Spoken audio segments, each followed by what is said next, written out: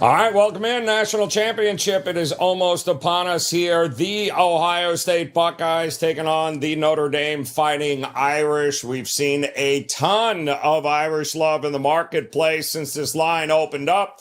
Is there any value in still betting them? Or maybe it's just Ohio State all the way? These three guys will point us in the right direction. I promise you that, as we welcome back in the college football kickoff show crew from the whole year long is Drew Martin in the house, Ralph the Pen Michaels, and of course, Rob Veno ready to roll here as we're down to two teams here, guys. First 12-team playoff we've had in college football. Seems to have been a success, certainly if you're the college football committee to end with these two teams. These are two legendary fan bases. I don't think you can go wrong, but how they got here, interesting path there, Drew. We saw this at 9.5, down to 8.5 now. What are we thinking about this game? Are you looking side? You looking total? How do you approach this one? Joe, I'm thinking side here, and you're right. I mean, a pricey ticket with these two fan bases. I'm seeing $1,400, but Notre Dame 14-1, 13-2 against the spread. Even more impressive here, Joe. 11 straight covers. Now catching 8.5, both at DraftKings and offshore. If you check out the WagerTalk live odds screen, I'll tell you, Joe, I mean, Notre Dame 3-0 as a dog, winning all three outright against Georgia, Penn State, and Texas A&M in week one. And we got to remember Ohio State, that was 14-14, middle of the fourth quarter against Texas before they kind of had that ending go their way for the Buckeyes. But I'll tell you this, Joe, I mean, number one and number two scoring defenses, passing defenses in the country. I don't really want to lay 8 and a hook here. So overall, I think Notre Dame plus 8.5 is worth a shot. I kind of like the Irish here, Joe. Liking the Irish here, and you're not alone there, Drew. The market certainly seems to agree with you on that spot. Rob Veno, 9.5. I don't know. That was the look-ahead line. Kind of felt like that was where we were going to be looking at once if both teams ended up meeting each other in a national championship. Here we are. It looks like, by the way, the total ticking up a little bit. 46 and a half. We saw 45 and a half on the look ahead between these two teams. I guess if you like Notre Dame, you like the under. Because I don't think if that thing goes flying over, Rob, I don't know that Notre Dame is going to keep pace with Ohio State's offense. What are you thinking? Well, I mean, if you like Notre Dame against Penn State, you would have been on under and it went over. Yeah, so you never. And that first half looked like a dead nuts under. Didn't happen though. Second half broke out, got out of control. I'll say this, Joe, just from a starting point, the first thing to look at here was the health of Notre Dame's offensive line. We saw two offensive linemen go out of that game against Penn State, and somehow, some way, they still managed. Going to get their right guard back. They don't get their left tackle back. So you got a combination of the two guys that filled in for him on that particular night. And we saw what Abdul Carter did on that particular night. He went absolutely berserk.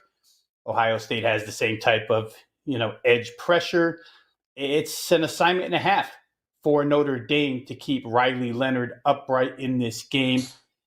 Then I'd go to this. And let me just say real quick here about the Notre Dame schedule so far. It's impressive to beat Georgia and Penn State. Very impressive. What's not proven yet is that they can beat a team that has a real offense. Georgia had a backup quarterback, zero offense, maybe the worst offensive team Georgia's put on the field last 5 years. Penn State's offense, again, bash Drew Aller.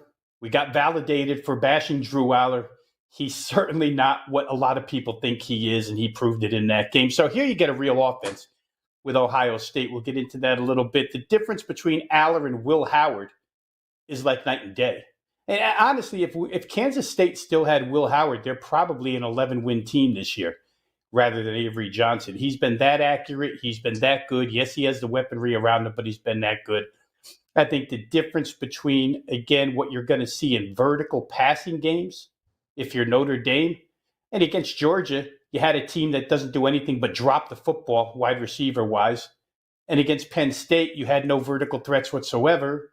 And I even thought that their vertical game might be able to produce one play that would be an advantage. It didn't work out that way. Ohio State, they're going to take some clues from Texas on how to keep Jeremiah Smith quiet. Can they repeat that? Do they keep all the Ohio State receivers quiet? I don't know that they can. I think defensively, Ohio State's got zero fear of Notre Dame, right? It didn't seem like Penn State feared their wide receivers. Just throw 8 in the box, shut down the run, see what Leonard's legs and his arm can do. I think Ohio State, with their corners, has no fear and could absolutely shut down the run game here and put on pressure. All these elements here, these matchup elements, all point strongly toward Ohio State. Let's say this, too. Notre Dame running back Jeremiah Love making the statement that he wanted Ohio State in this game. We lost to them last year in a game we should have won.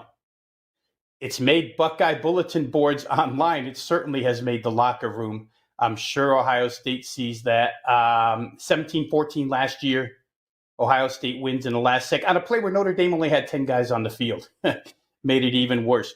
I don't think they can come within 10 points here, Joe, to be honest with you. I don't think they faced a team as balanced offensively as Ohio State, as challenging as Ohio State, and with a quarterback that's as accurate as Will Howard. So for me, it's probably Ohio State in this game minus the points. You kind of wonder, and again, I don't know. I'm not in a syndicate group.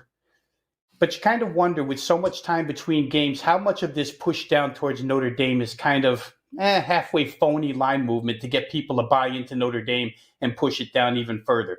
I'm not sure, but regardless, I think Ohio State's the side. Well, and that's a great point, Rob, and I think it's worth asking too, because I think a lot of the initial money was simply people holding Ohio State future tickets to win it all. And going, all right, I'll take the 9.5 points. And if you're going to look to hedge, what better way? Because that's a ridiculous. I mean, that happened almost automatically, Rob, too. Right off the bat, we saw, a point and a half come off this line. It was like everyone running to the window because what you saw, that wasn't public money moving it. It just feels like that might have been the hedging money coming in from everyone that's holding an Ohio State ticket at plus money from betting it over the last month or 2 months. That would make sense, would it not? It absolutely would, Joe. Now, obviously, the tourism and it doesn't even have to be tourism anymore, right? Because you punch in a ticket online on your computer at home. Mm-hmm. But the amount of Ohio people that run through Las Vegas during the spring and summer picking up Ohio State futures tickets is probably as huge as any. So, yeah, it makes perfect sense if that's the way it went down. And again, I wouldn't be surprised if, in fact, there's real Ohio State money out there that probably would rather see 7.5 than 9.5, and just hoping that the bandwagon of public money gets behind what they're seeing in the push towards Notre Dame, and maybe it lowers the line a little bit. So it's Ralph, what was your thought when you saw this open up at 9.5 and then all of a sudden get cratered down to 8.5? What was your initial thought here? That were you going? What are we seeing in Notre Dame? What's driving this market here? And did you agree with that line move? Well, I did. You look at what the look-ahead line was, and I wrote down a look-ahead line last week of Notre Dame 7.5 and Penn State 8.5 if they were playing Ohio State. And I think this, just like in the playoffs, I'm interested to see, when we get to the NFL playoffs, we know that the public money, it's the only time public money is going to sway the sharps, because the public money in the playoffs is enough to move a line where the actual sharps dwarf it. Where during the regular season, those guys are making big bets and you're not going to catch up with public money. So I think it's the sharps saying this look-ahead line was 7.5. Ohio State could have been tied in that game. Let's grab the 2 points of value and bring it down. So semi-agree, it could be those guys that had the futures, or in the situation. When I break down the game, and I do want to mention this, guys, if you're a brand new customer at WagerTalk, if you want a reason to make your first purchase ever, Well, I have a 5% on this game for Monday. And if you use the code NEW34, any brand new customer at WagerTalk can get that 5% for $1. You save $34, you pay $1, code NEW34 to get my 5% play. And I will say this, though, breaking down the game. Notre Dame has to play almost a perfect game to beat Ohio State. Not to cover, but to beat them. Ohio State doesn't need to play anywhere near a perfect game. And a couple things that concern me on the Notre Dame side is this. They have been amazing in turnovers. They're plus 17 turnovers this year. And the only two games they failed to win the turnover battle was Northern Illinois and against Penn State. So they've had very fortunate luck. And while turnovers, if you're a good defense, you can force turnovers. When you recovered 10 of 15 fumbles, there's some fortunate luck there. Fumbles are really a 50-50. So, they have done a good job recovering it. And then when I look at the sacks in the playoffs, Notre Dame has only 8 sacks in the 3 playoff games. Their last 3 games, but they've allowed 7. So they're only plus 1 sack. In the last 3 games, Ohio State has 16 sacks and they've only allowed 2. They're plus 14 sacks. Ohio State on the year is number 3 in sacks with 51. And because they get so much pressure with the front 4, they are going to be able to spy Riley Leonard and not hurt their pass defense. That's an important tool here. So, while I'm going to skip over some of the game points with what Rob and Drew said, they made some great points. I'm going to give you 2 player props here, one of which was an actual play that I loaded for my clients. Number 1, I do like Riley Leonard's under 35.5 rush yards. You look at what he's done. He's broken some big plays, but I don't think he gets those big plays against the speed of Ohio State's defense and with a spy on him. And number 2, my prop, this is an actual 2% prop play I loaded. It's Carnell Tate over 3.5 receptions, and you're getting plus $1.20. Now, you look at Carnell Tate last week, 7 receptions for 85 yards last week? And while he only had 1 reception the first 2 playoff games, Tennessee and Oregon play a lot of zone defense. And all Will Howard had to do was throw 23 passes in those 2 games to Ibuka and Jeremiah Smith, and we saw what happened in those blowout wins. So I think Notre Dame is going to be forced to play man-to-man. And when he plays man-to-man, that means your top 2, maybe top 3 cornerbacks are on Jeremiah Smith and Ibuka. Prior to those 2 playoff games with the zone defense, Carnell Tate has topped this number 5 straight times, reaching over 3.5 receptions. To me, it's the best prop on the board. We're getting plus money. And Carnell Tate, over 3.5 receptions, plus $1.20. Oh, I like it. All right, a couple of props to go with it there as well. Drew, if you like Notre Dame in this thing to stay within the number, what do you think wins the game? What's the number here? What do you think the score is? Lower scoring? Or is this a 24-17 kind of game? Or is this thing, you think the winner is going to get closer to 30 points to have to win? Yeah, Joe, I could definitely see it 24-17. I go back to, how good both of these defenses are, and I don't think they're going to change anything. Yes, Ohio State's wide receivers are top-notch, but, Notre Dame has played lockdown defense pretty much all season long, Joe. So, yeah, I do think it correlates, under in Notre Dame. And, let's face it, it's the national championship. Nerves are going to be running. It's a big-time atmosphere, and a lot of times those start off slow. We haven't seen it in years past, at least recent years past, but I can see that happening in Atlanta here, Joe. And so, yeah, 24-20, something of that nature. And I think Notre Dame stays within the number. That's why I kind of like the 8.5. Taking the 8.5 in that one. Rob, let me ask you here, because I've heard it a couple of different ways when it comes to team totals in this game here, because I think we've got Notre Dame hovering around 17.5 right now. And the only issue, and I think we've got 27.5 for Ohio State as the team total. The only problem I have is that we're talking about an Ohio State defense that has only allowed a team to get past 17 points.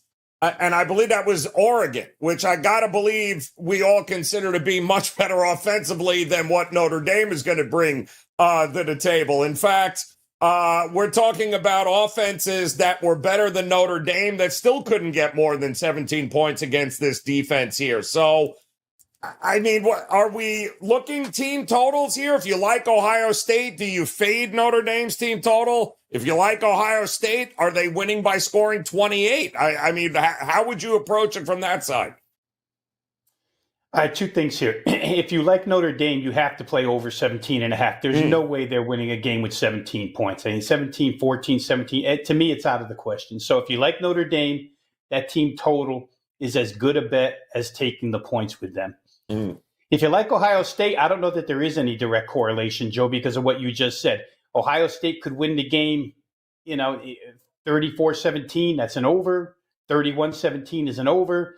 Ohio State could also win the game 27-3.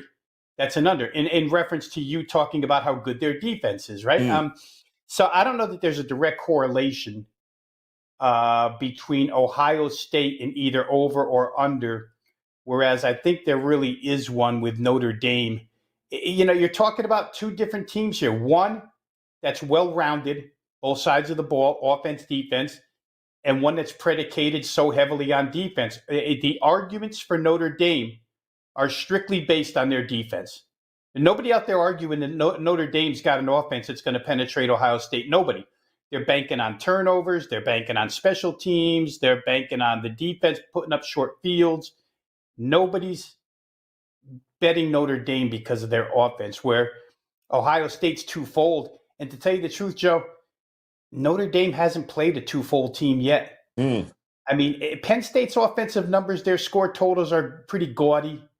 But we see they're a one-sided offense. Georgia, like I say, not a great offense. For Notre Dame, this is a different deal. For that reason, I think if you like them, you got to play them over 17.5. And Ohio State, you could play Ohio State over, Ohio State under 50-50. I don't know which way is correct, but I think Ohio State laying points is. Ralph, what are you thinking there? I just want to point out something obvious, but maybe it's not obvious to some people. If you listen to the conversations here and you say, well, I'm an Ohio State fan and I want to play Ohio State over 27.5 and Notre Dame under 17.5 to try to figure out a different way to get to the line, I'll just point out this. 27.5 to 17.5 is the 10-point margin. You're much better off just betting Ohio State minus the points than trying to get cute betting one over and one under to find that situation, because you're basically laying 10 points in that role for them that, if both teams pushed, you're not going to push with the half, but there's a 10-point margin there. So sometimes when you're looking at these big games, the books aren't changing. If you're betting Ohio State minus the points, that doesn't necessarily change the money line. They're correlated, but they're different bets. When you're betting the over, the team totals don't change according to that over bet. They all get changed individually. So when you're looking at sides and totals, take a look at those team sides, take a look at those first half bets and see if you can find value, because a lot of times with these big public money games, one line gets inflated and you can find value by finding a separate bet amongst the slew of options we have to wager on this game. All right, so we don't often talk about it in college football, but we have talked about it actually during these playoffs here. The idea of maybe teasing one of these two teams. We saw a lot of people doing it with Penn State last week. That was brought up against Notre Dame. It's interesting, Drew. I mean, if I can get Notre Dame to -2, and I can get a team like, let's say the Kansas City Chiefs at -2, boy, there's a lot of people salivating right now with the possibility of getting Ohio State under a field goal. Not something we'd recommend on an everyday basis, but if you like Ohio State to win, they're going to win by at least a field goal here, Drew. Yeah, I mean, most likely, Joe. And of course, the Wong teaser, if you can get through the key numbers, 3 and 7 being those, I'm not going to talk you off of that, even though you're going cross sport there, college football and NFL. But still, these are big time games, and therefore you get more of the, tighter point spreads. At least in theory, these teams, should be matched up similarly. And Joe, I want to throw out the special teams with Notre Dame kicker Jeter. 7 of 8 field goals, including 5 of 5 from 40 plus in the last 2 games. I actually think there's a special teams advantage nobody's talking about, pointing towards the Irish. Yeah, it's a solid point. I mean, that kid went from to people were ready to string him up, get him out. And then all of a sudden in the playoffs, he doesn't miss, and he has been absolute money. So certainly rolling in with confidence there. And you're right, you can't discount the special teams aspect of it at all here. But Ralph, what do you think, man? I mean, I got a lot of people in the chat room here looking at teasing them down here, Ohio State. I don't hate it. If I can get them under a field goal, you like Ohio State, right? What's the alternative here?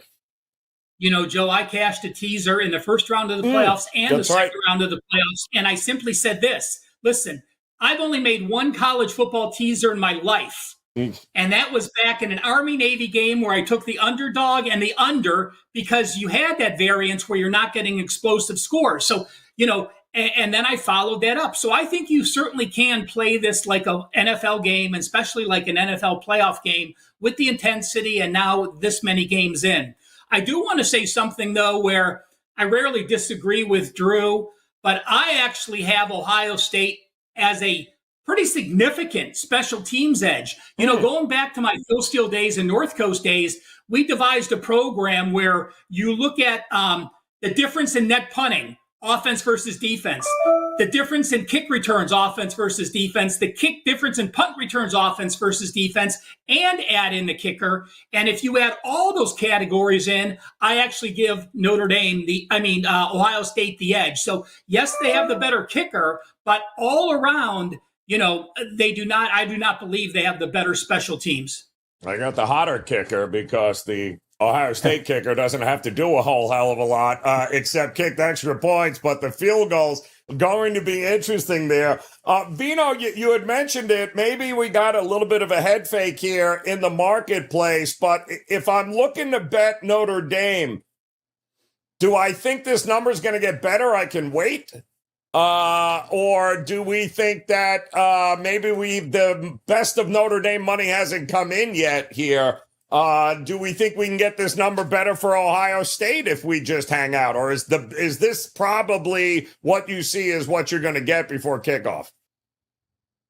Yeah, if you're betting Ohio State, I wouldn't count on this thing going down any further, Joe. In fact, this game is played on Monday.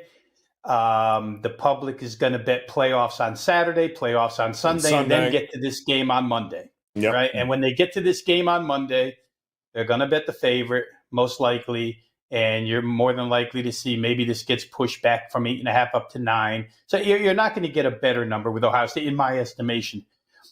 The teaser question is obviously a good one. I mean, nothing in this is such an inexact science, right? This sports betting, sports handicapping. When you hear these golden rules, like if you bet a college teaser, God forbid, get behind the shed, we're going to shoot you in the head with a shotgun, right? Because you shouldn't do it. But there's always a situation to be able to do it. The point was brought up that you can get Ohio State under the key of 3. If you do same game teaser, the point should also be brought up that you can get under the key of 41. Now you're looking at 40. 2 and 40 is probably a good bet. So, there's a situation for everything. I don't know. I saw you post it, whoever was in the in one of the chats and recommended Ohio State KC. I don't know that people have a lot of patience to have one of their teaser plays go Saturday and the other one go Monday. It's solid point. It's tough for people to do. So, special teams wise, Jeter, I mean, that last kick went through, but it did look like somebody from heaven pushed that thing back through the uprights because it was going the wrong way for a while. The dad was really happy. And I'll say this about special teams because I mentioned it, right? I said if you're betting Notre Dame, you're counting on defense, special teams, all that exterior stuff. Notre Dame has exposed a lot of their special teams hijinks already. You've got Ohio State's attention. Watch out for trick plays. He pulled one against Georgia, et cetera, where Ohio State hasn't used anything yet. So to Ralph's point, maybe Ohio State does have a slight special teams advantage here because they haven't really unfolded anything that Notre Dame could see on tape during these playoffs. And you got to ask yourself, is this going to come down to a field goal? Because I'm kind of with Drew there. If it does, I like Notre Dame's field goal kicker. I'd rather be lucky than good. I'm just saying, man, if it ain't broke and the kid is feeling it right now, and he's been on top of the world with some big kicks, and really, I can't remember the Ohio State kicker playing a role in any of these big playoff games at this point. So I think if Ohio State has its way, the last thing they're going to want to do is have this game come down to a kicker. Anybody holding an Ohio State future ticket wants nothing to do with getting to know the Ohio State kicker in any way, shape, or form. It would be great if that wasn't the case there. It'll be interesting, though, who gets who would be the MVP here if it when it's all said and done. I mean, Will Howard? Would it be Smith? Would it be Riley Leonard? It's going to be interesting to see who is the guy that kind of separates themselves in this game and shows up and show out. And it's a very good possibility Riley Leonard could be the MVP of the game and not win the game. So I think it's a fascinating game. The line movement has been fascinating. A lot of different ways to dissect it between now and Monday. In fact, Drew, whether it be this one or the NFL coming up, college hoops, NBA, what do you got locked and loaded for folks now over at WagerTalk.com? You got anything in this game? Well, NFL playoffs for sure, Joe, and then college basketball rolling strong right now. So, with the national championship going, it's NFL and college basketball. So we got it up here for this weekend. WagerTalk.com, experts page, Drew Martin. And Joe, I'll leave you with this, man. Ohio State's kicker, Wet Fielding, he has made a little bit of an impact, 3 of 6 in the last 4 games. So just 50% on field goals. And if you remember, in that big Michigan game, he missed 2 clutch kicks there. So I actually think it's a negative for Ohio State, and another point here towards Notre Dame and the kicking advantage. Love that there, Drew, because I'm with you, man. If this game comes down to a field goal, I'm not feeling excited about having an Ohio State future ticket. That is for sure. So it is going to, special teams. Kicking is for losers, and we know that. Rob, how about you, though? Are you locked, loaded, ready for this game? What else you got rolling over at Wager Talk? Well, NFL playoffs, we do have a top release already up, Joe. There's going to be an additional one, so be sure for that. This game, too, is going to be added to that list. I got a strong opinion on this game. What's been rolling for me has been NBA since December the 1st, up about 32 units. We'll have NBA. There's 2 plays on the card here for tonight. And then, of course, college basketball, big Thursday night, won't be ignored either. Real quick, let me just say that if you're Ryan Day, and you're on the cusp of a potential national championship, and in any situation, Joe, where you're 4th and 1 or 4th and 2 from the Notre Dame 35 or in, that field goal kicker is probably not, his 3 of 6 probably isn't even going to be a factor because they're going to go for it. Now, would you rather have Ohio State going for it if you're Notre Dame or sending that 50% kicker out there? I think that Ryan Day won't choose the kicker. He'll probably look to get first downs. It'll just depend what happens on those really big plays. But I think the last thing that's kind of intangible here in this game is, the Marcus Freeman, Ohio State connection, his team likely to be extremely fired up for their coach to play against his old alma mater. So we'll see. But those are all stuff that we can answer 2020 hindsight. We can backfit that argument Tuesday morning. Yeah, I am with you there. And Ralph, you just mentioned it, right? You got a big time 5% play in this national championship game available for folks. What else are you rolling with over at WagerTalk.com? Oh, I'm getting ready to load my NFL tonight, and I'll be heading to the game. It's perfectly in the middle for where I am in Florida with my son in Cleveland, so he and I are heading to the game. And while the TV viewership is very happy, it's Notre Dame and Ohio State, I am not very happy about the ticket prices yet, so I hope those still come down a little bit by Monday, which I'm sure they will. But number 1 in bowls this season, 11-2, 6-0 on college football 5%. And listen to this record. Since November the 8th, when I've had a college football best bet, that's a 4% or 5%, 92.3% winning days, including 8-0 the last 8 days that's occurred. New 34 gets you, any new customer to WagerTalk, gets you my $35 5% red hot college football play for $1. You save $34. Again, new customers only, code new34.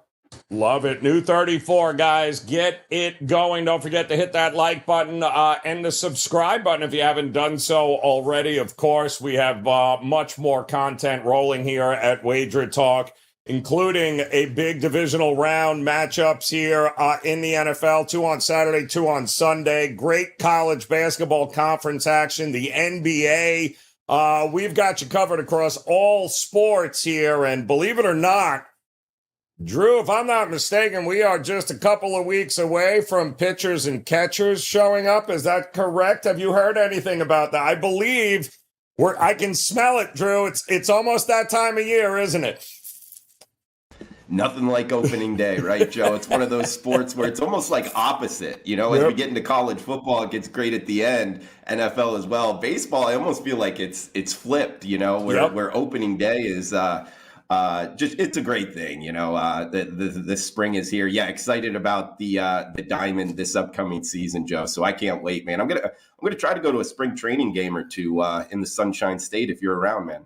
Absolutely, I'm looking forward to it. And Drew's Daily Diamond also is a must-watch, guys, during baseball season, which is why it would really help to hit that subscribe button and like button if you haven't done so already. Follow us on Instagram and TikTok here as we get ready for a national championship on Monday. Lot still to be decided, though, when it comes to football, and we have got you covered. But hell, it's been a hell of a year. It's been a hell of a season. Hopefully it's been a profitable one for you guys. We appreciate you joining us each and every week here on the College Football Kickoff Show. Until next season, guys, enjoy the games. We'll see you again soon here on WagerTalk TV. Good luck.